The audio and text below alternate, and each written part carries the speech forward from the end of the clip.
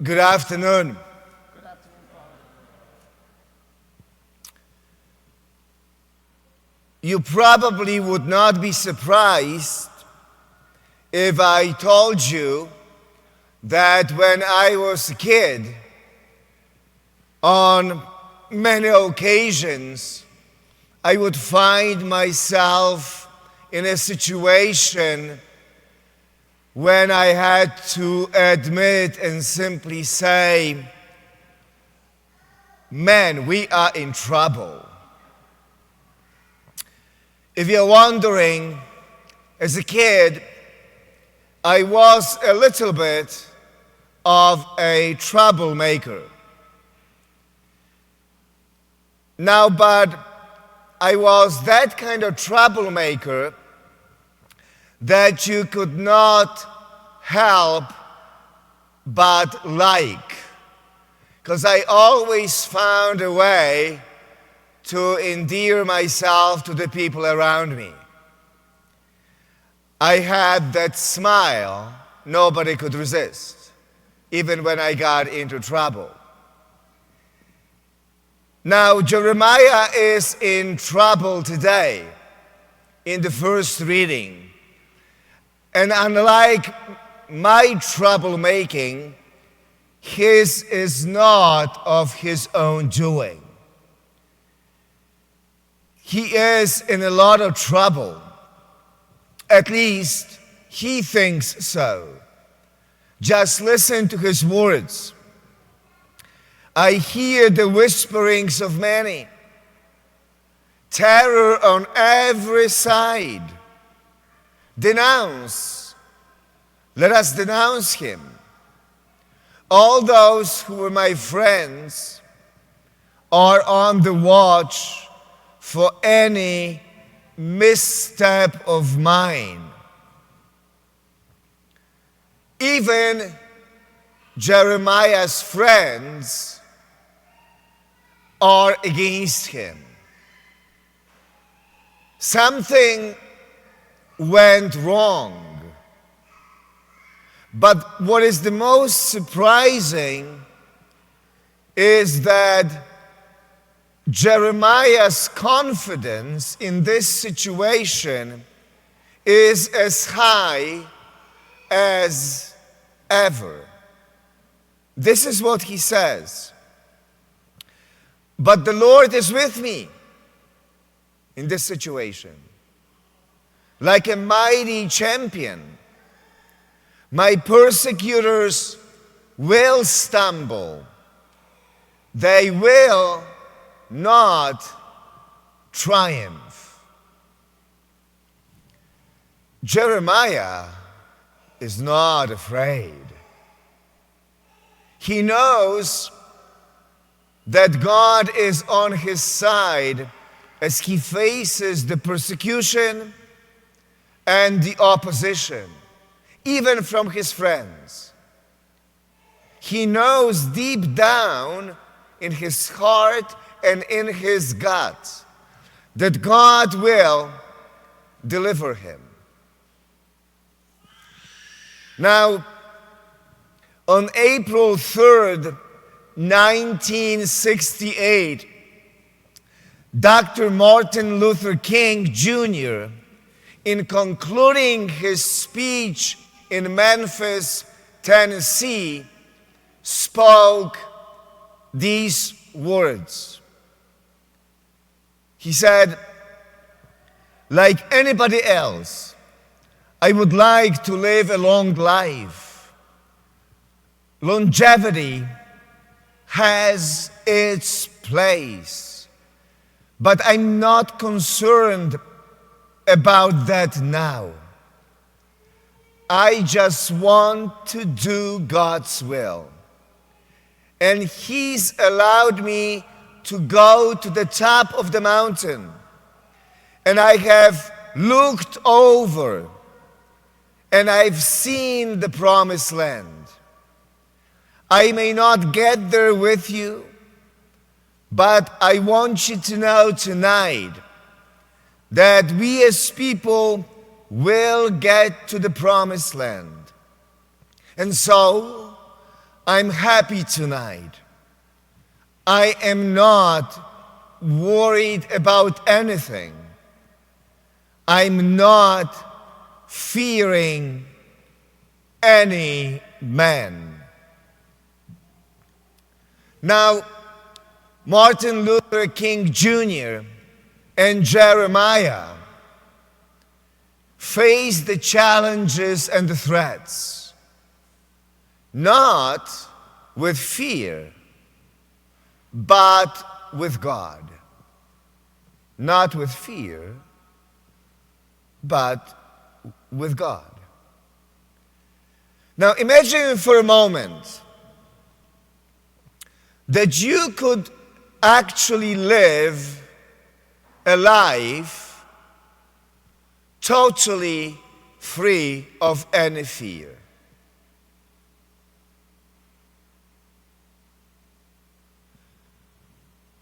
That would be amazing, wouldn't it? That would be powerful. But it is easier said than done. Yet, that is what Jesus in the gospel invites us to do. As he sends his disciples on the mission to preach the gospel, this is what he says to them in today's gospel. Fear no one. Nothing is concealed that will not be revealed, nor secret that will not be known. What I say to you in the darkness, speak in the light. What you hear whispered, proclaim on the housetops. And do not be afraid of those who kill the body, but cannot kill the soul. 3 simple words. Fear no one.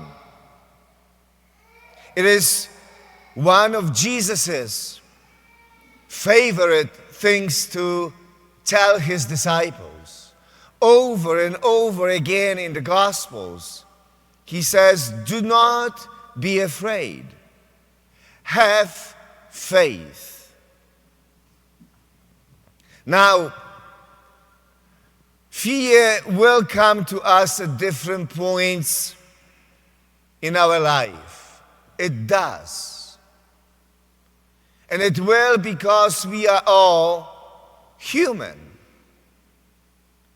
But Jesus' commandment to not fear is an invitation to not allow fear to guide us when it enters. To not allow fear to take over us when it comes. Now, one thing that I have learned in my life is to never make any decision, big or small. To never make any decision about anything out of fear. Because most of the time, if you make a decision in fear or out of fear, it ends up to be the wrong decision. And I try to live by that principle to the best of my ability. Sometimes I do very well, and sometimes I don't do that well. Now, we often fear what people will say. We fear people will judge. We fear what may happen if I do this or say that. We fear what people may think or do, and so on and so forth. That is why fear often keeps us from acting. Fear keeps us from doing what we know is the right thing to do. Fear keeps us from accepting. Fear keeps us from speaking up and standing up. Fear keeps us from saying no. That's enough. Now, maybe that's why the great poet and a friend of Martin Luther King Jr., Maya Angelou, said that the most important virtue of all virtues, the most important quality in life, she said, is this. It's courage. Why? She explained, and she said, because without courage, you cannot practice any other virtue consistently. Without courage, you cannot practice any other virtue consistently. I actually find a lot of wisdom in that saying. You see, you need courage to love. You need courage to be a peacemaker.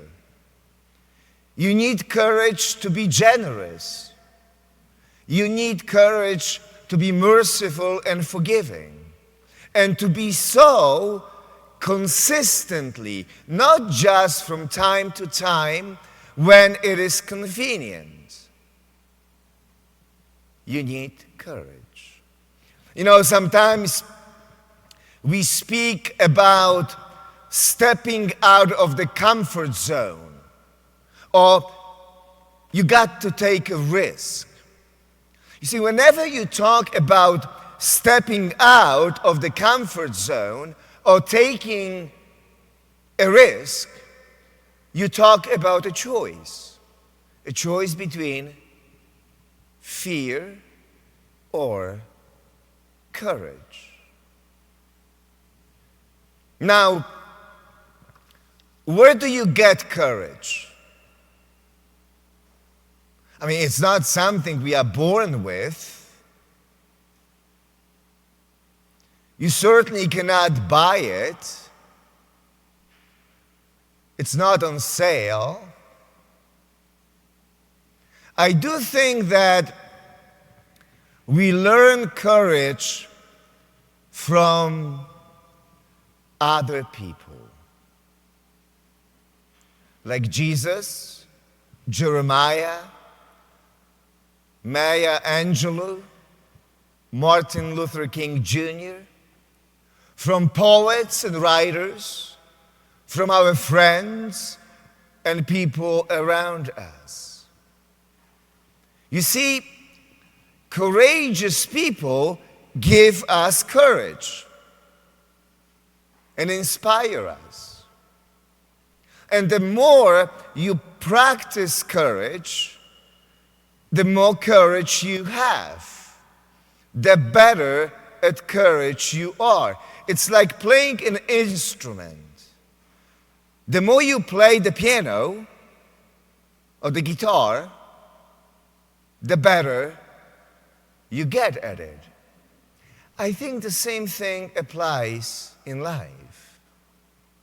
But ultimately, and let me finish with this, Jesus reminds us that the source of our courage is God.